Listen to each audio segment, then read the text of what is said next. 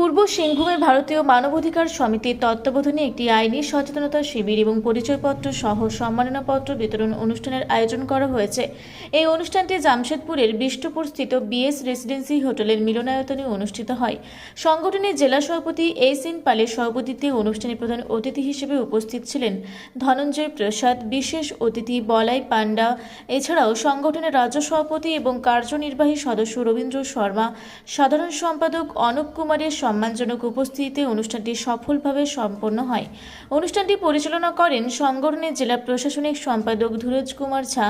সংগঠনের কর্মীদের সাথে গুরুত্বপূর্ণ তথ্য এবং আইনি জ্ঞান ভাগ করে নেন, যারা সংগঠনের কাজ দেখে অনুপ্রাণিত হন এবং তাদের মঙ্গল কামনা করেন।